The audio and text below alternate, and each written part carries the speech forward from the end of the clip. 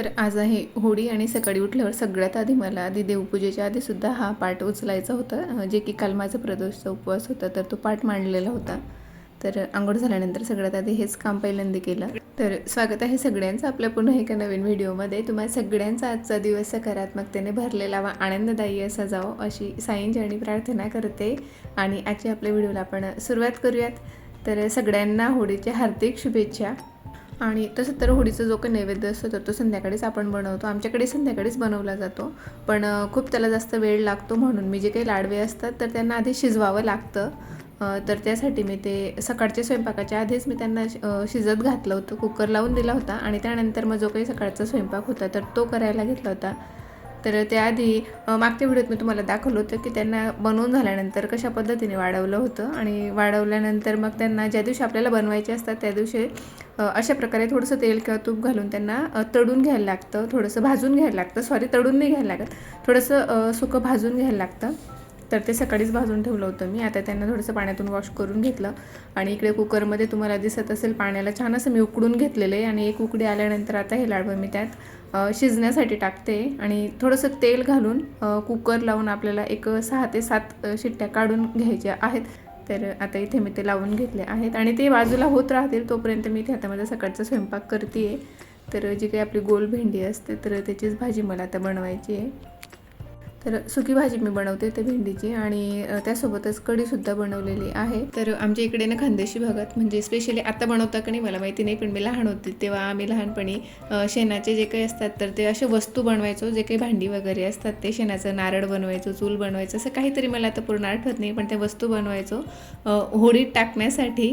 आणि तो असा की त्याच्या आतमध्ये आम्ही जी काही मॅचेसची डब्बी असते आपली रिकामी तर ती घालायचो, त्याच्या आत असे बारीक खडे वगैरे टाकून द्यायचो, जे की ते हलवल्यामुळे वाजायचं. तर खूप भारी वाटायचं ते आम्हाला आणि बनवायला खूप एक्साइटमेंट असायची. होळीचं एक आठवडाभर आधी आमचं ते काम सुरू असायचं, शेणापासून त्या वस्तू वगैरे बनवणं. आता बनवता का नाही ते मला काही आता काही कल्पना नाही आहे, पण आम्ही बनवायचो, आम्ही लहान होतो तेव्हा खूप मज्जा यायची. आणि हे जे काही लाडवे आहेत तर आमच्या घरी आदिला आणि त्याच्या बाबांना दोघांना फारसं काही आवडत नाही ते, त्यामुळे मला हेही बनवायचं आहे आणि नैवेद्यासाठी संध्याकाळी परत श्रीखंड आणि पुरी असं काहीतरी बनवावं लागणार आहे, कारण ते दोघंही जणही खात नाही आणि आज होळी असल्यामुळे गोडाचं तर सगळ्यांनी खायलाच पाहिजे म्हणून तेही मला बनवावं लागणार आहे. आणि हे लाडव्यांसोबत नैवेद्यासाठी आमच्याकडे फुनकेही बनवले जातात, जे की तूर डाळीचे असतात. तूर डाळ भिजत घालून 4 ते 5 तास भिजवलेली असते आणि तिला मिक्सरमधून वाटून त्यात कांदा, हिरवी मिरची, लसूण अशी पेस्ट घातली जाते. कांदा कट केला जातो आणि हिरवी मिरची, लसूण अशी पेस्ट करून त्यात घालून त्यांना वाफवलं जातं वाफेवर असं गोल गोल बनवून, जे की मी ह्या आधी 1-2दा शेअर केलेलं आहे तुमच्यासोबत, त्यामुळे मी ते आज स्किप करते कारण आमचं ठरलेलं नव्हतं बनवायचं आहे का नाही. आयत्या वेळेला आईने मग ते बनवलं होतं. त्यानंतर ही भेंडीची भाजी आता सुकी इथे माझी बनवून झालेली आहे आणि हा गुळ मी जवळ सांगितला होता, जो की मला आता लाडव्यांमध्ये घालण्यासाठी लागणार होता. तर सकाळचं तर आमचं इथे आता सगळं आवरून झालं होतं, जेवणं झाली होती, घरातलं आवरलं गेलं होतं आणि कुकर सकाळपासून मी तसाच गार होण्यासाठी तो ठेवलेला होता, कारण आधी घरातलं सगळं आवरून घेतलं. तसेही संध्याकाळी लागणार होतं नैवेद्यासाठी. आणि आता कुकर उघडून बघितला तर मला थोडंसं त्यात पाणी कमी झालेलं होतं आणि थोडे कमी शिजलेले वाटत होते ते. तर आणखीन थोडंसं पाणी मी त्यात घातलं होतं आणि आणखीन 2 शिट्ट्या मी त्याच्या काढून घेतल्या होत्या. तर टोटल 6 ते 7 शिट्ट्या माझ्या झाल्या होत्या. सुरुवातीला मी 4 ते 5च घेतल्या होत्या, आता परत 2 शिट्ट्या घेतल्या होत्या मी. त्यानंतर मग ते छान झाले होते आणि ते आधीची वेगळीच गडबड चालली होती. त्याला भेंडीची भाजीही आवडत नाही आणि कढीसुद्धा फक्त त्याला खिचडीसोबतच आवडते. खूप त्याला म्हटलं की तुला काला करून देते, हे करते ते करते, पण त्याला काहीच खायचं नव्हतं. आणि काहीतरी मला वाटतं चपातीची थोडीशी पोळी म्हणजे कणिक शिल्लक होती, तर त्याने एवढीशी पोळी बनवून काहीतरी पिझ्झा बनवत होता. कसा बनवत होता, फक्त कांदा आणि ते त्याच्यावर टाकून असं काहीतरी तो बनवत होता त्याच्या हिशोबाने. आणि आज त्याला सुट्टी नव्हती, कारण सुट्टी त्याला उद्याला असणार आहे धुलीवंदनसाठी, पण तरी तो आज घरीच थांबला होता, कारण सकाळी त्याला थोडी कणकण वाटत होती मला, कारण रविवारी दिवसभर त्याची अकॅडमी असते सकाळी 8 वाजेपासून ते 4 वाजेपर्यंत, त्याच्यामुळे त्याची सुट्टीच्या दिवशी झोप नाही होत, म्हणून मग तो आज घरीच थांबला होता. आता टेन्शनच नाही, आता लगातार 2 दिवस सुट्ट्या आल्या म्हणजे आता एवढंच तर माझं डोकं खाणार आहे घरी राहून. तर त्याची मध्ये लुडबुड सुरू होती, मी तुला मदत करतो, मलाही शिकव काय बनवते, कसं बनवते ते. तर इथे आता परत 2 शिट्ट्या घेतल्यानंतर छान असे लाडवे शिजून झाले होते, तर त्यांना आता थोडंसं मॅश करून घ्यायला लागतं. तर तेच मी आता करते आणि आधीचं म्हणणं होतं की ते तू राहू दे मी करतो, कारण त्याला खूप हौस लागते. मी पावभाजी बनवते तेव्हा तो तसंच करतो की मला करू देत म्हणून. तर एवढे छान शिजले होते ते. मला वाटत नव्हतं मॅश करायचं, पण थोडंसं करावंच लागतं कारण ती त्यांची कन्सिस्टन्सी थोडी ॲडजस्ट व्हायला हवी म्हणून. तर असे काहीसे ते शिजून झाले होते. तर आपलं जे काही पोटॅटो मॅशर असतं त्यानेच मी थोडंसं त्यांना मॅश करून घेतलं होतं आणि त्यानंतर थोडं आणखीन त्यांना शिजवावं लागतं एक 4 ते 5 मिनटं आणि त्यानंतर मग त्यात गूळ घालायचा असतो. तर खानदेशातही बऱ्याच ठिकाणी मला वाटतं वेगवेगळ्या पद्धतीने हे बनवले जात असतील, पण आमच्या भागात तर हे असेच बनवले जातात सुरुवातीपासून. म्हणजे मी जेव्हापासून बघते तेव्हापासून. तर तुमच्याकडे काही दुसरी पद्धत असेल वेगळी तर मला कमेंट करून नक्की सांगा. आणि हो, बरेच जण यामध्ये ड्रायफ्रूटसुद्धा ॲड करतात, पण मी काहीच घालत नाही. फक्त सुकं खोबरं असतं तर ते किसून घातलं जातं आणि थोडंसं मीठ आणि वेलची पावडर, तर एवढंच मी घालते.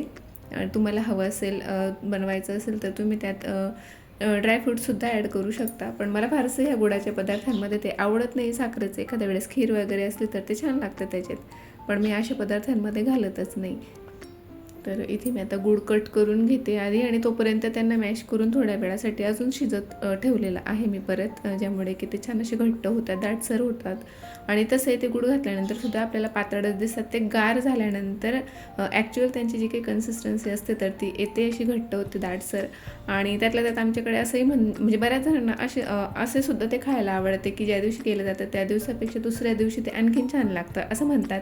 तर तसंही खातात शिळं झाल्यावर आणि स्पेशली दूध घालून खातात दुसऱ्या दिवशी. आजच्या दिवशी तूप वगैरे घालून खाल्लं जातं किंवा आजही दूध घालून खातात, पण जे काही शिळ झालेले असतात तर दुसऱ्या दिवशी त्यांच्यात गरम करून दूध घातलं जातं आणि ते दूध घालूनसुद्धा बरेच जण खातात.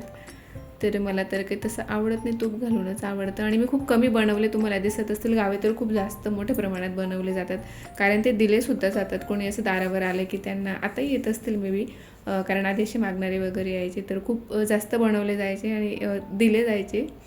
तर त्याच्यासाठी आम्ही दोघंच जणी होतो, मी आणि आई, आणि थोडंफार घेतील तर घेतील त्यांचं काही, पण आधी तर अजिबात खाणार नाही.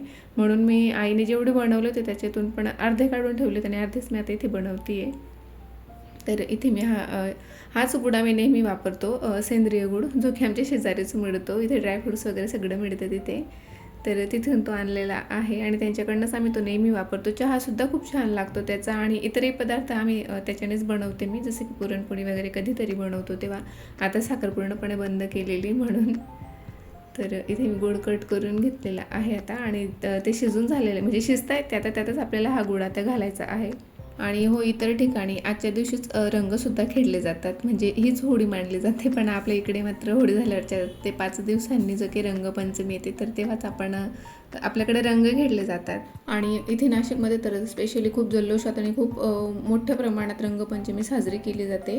तर इथे पेशवेकालीन परंपरा हे लोक अजूनही पाळतायत, जसं की त्यांनी रहाड परंपरा सुरू केली होती तर ती लोक आत्तापर्यंत जपत आहेत. त्यामुळे खूप गर्दी असते आणि खूप जल्लोषात इथे रंगपंचमी साजरी केली जाते. तर ही सुरूच ह्यासाठी केली होती की सगळे लोक एकत्र यावेत म्हणून, आणि तेव्हापासून आत्तापर्यंत ती परंपरा सुरूच आहे. त्यामुळे रंगपंचमीला एवढी गर्दी असते नाशिकमध्ये आणि स्पेशली पंचवटीला जिथे ते बनवलं गेलेलं आहे तर भरपूर अशी गर्दी असते आणि खूप जल्लोषात रंगपंचमी ते साजरी केली जाते. आणि इथे आता आपलं होळीसाठीचं नैवेद्य म्हणजे जे काही लाडवे आहेत तर तेही ऑलमोस्ट तयार झालेले आहेत. तर त्यात मी आता इथे सुकं खोबरं घालते आहे, जे की माझ्याकडे मोदकसाठी मी नेहमी मागवलेलं असतं प्रत्येक वेळेस किसत बसण्यापेक्षा मी. आणि थोडंसं चवीनुसार मीठ घातले, अगदी कमी मीठ घालायला लागतं, थोडंसंच घातलं आहे आणि वेलची पूड घातली होती. तर इथे लाडवे आता आपले तयार झालेले आहेत आणि हे मी आता तुम्हाला सर्व करून दाखवते की असं पद्धतीने आमच्याकडे खाल्लं जातात, भरपूर असं तूप घालून किंवा दूध घालून. आणि हे थोडंसं आईने बनवलं होतं फुणक्यांचं पीठसुद्धा, तर ते मी तुम्हाला दाखवते. तर इथे लाडवे तयार झालेले आहेत, फुणकेही तयार झालेले आहेत, म्हणजे पीठ बनवून झालेलं आहे. तर आता संध्याकाळी मात्र नैवेद्य देताना फक्त तेव्हा आता ते गरम गरम बनवले जातील. आणि आता संध्याकाळी मला घरातली देवपूजा वगैरे आवरून झालं होतं आणि आता होळीचा नैवेद्य आणि पूजेसाठी मला खाली जायचं होतं. तर त्याच्यासाठीच मी आता इथे पूजेचं ताट बनवून घेते आणि नैवेद्य मी आधीच तयार करून ठेवलं होतं, देवांच्या समोर ठेवलं होतं, तर तेही घेतलं. आणि परत पुन्हा एकदा लाडवे वगैरे खात नाही आधी आणि तर त्यांच्यासाठी काहीतरी वेगळं गोडाचं करायचं होतं, पण तरीसुद्धा त्यांनी खाल्ले होते, ह्यावर्षी आवडले त्यांना. तर श्रीखंड आणलं होतं थोडंसं आणि थोड्याशा पुऱ्या बनवल्या होत्या, तर तेही नैवेद्य होतं. असे दोघं नैवेद्य घेतले आणि बाहेर जाऊन म्हटलं बघूया थोडी सुरू झाली का नाही. तर इथे झाली होती, बऱ्यापैकी लोकही आले होते, पूजाही सुरू होती. आणि लगेच मग आम्ही निघालो. शांत नको व्हायला म्हटलं तोपर्यंत जाऊन येऊया. तसं तर 2-3 ठिकाणी, जास्त 2-3पेक्षा सुद्धा जास्त ठिकाणी आमच्या एरियात होळी सुरू होती, बनवली गेली होती. पण मग हे आम्हाला जवळ होती म्हणून आम्ही इथेच गेलो पूजेसाठी. आणि आधीलाही सोबत नेलं होतं. म्हणजे असं म्हणतात की लहान मुलं असो किंवा कोणी असो, आपल्याला काही म्हणजे असं वर्षभरात कोणी सारखं आजारी पडतं किंवा काही असतं, काही नेगेटिव्हिटी असते, तर होळीला नमस्कार केल्याने किंवा पूजा केल्याने, पाणी घातल्यामुळे आणि त्याच्याजवळ जरी आपण बसलो तरी ते उष्णतेमुळे जे काही नकारात्मकता असते तर ते निघून जायला मदत होते. म्हणून मी आधीलाही सोबत नेलं होतं. आणि दुसऱ्या दिवशी मग त्याची आपल्याला जी काही रक्षा असते तर ती सुद्धा थोडी घरात आणायची असते, जी की मागच्या वर्षी मी दरवर्षी आणते. एक डब्बी भरून ठेवते आणि तीही घरात ठेवते मी. तर ह्यावर्षी मी ती आता उद्याला आणेल, आज तर नाही आणू शकत ना आपण, कारण ते पूर्ण हे असतं म्हणून. दुसऱ्या दिवशी शांत झाल्यावर थोडीशी आणायची घरात, माती वगैरे त्याच्यातली काढून घ्यायची. साडून मी लहानशी अशी डब्बी भरून ठेवते घरात. तर बऱ्याचदा नजर वगैरे उतरवायला सुद्धा ते आपल्याला कामी येते, थोडीशी काळी मोहरी वगैरे त्यात घालून, म्हणून मी ती जमा करून ठेवते. तर इथे आता मी होळीची पूजा करून घेतली होती आणि तिथून घरी आल्यानंतर मग गरम गरम आमच्यासाठी, आमचा तर स्वयंपाक झाला होता, अर्ध्याहून जास्त लाडवे झाले होते, फुणके आई बनवत होते आता घरी. आणि त्यानंतर आहोंसाठी फक्त पुऱ्या तळायच्या होत्या. म्हटलं आधी जाऊन आपण होळीची पूजा करून येऊयात. तर इथे तिघंजण आम्ही आलो होतो खाली. तर तुम्हाला सगळ्यांना पुन्हा एकदा होळीच्या हार्दिक शुभेच्छा. यंदाची ही होळी तुमच्या आयुष्यातली सगळी नकारात्मकता दूर करो आणि तुमचं आयुष्य सकारात्मकतेने व आनंदाने भरू देत. तुमच्या सगळ्या इच्छा स्वामी महाराज पूर्ण करू देत. तर आजचा व्हिडिओ मी इथेच थांबवते. आवडला असेल तर नेहमीप्रमाणे लाईक, शेअर आणि सबस्क्राईब करायला अजिबात विसरू नका. भेटूया नेक्स्ट व्हिडिओमध्ये. तोपर्यंत बाय.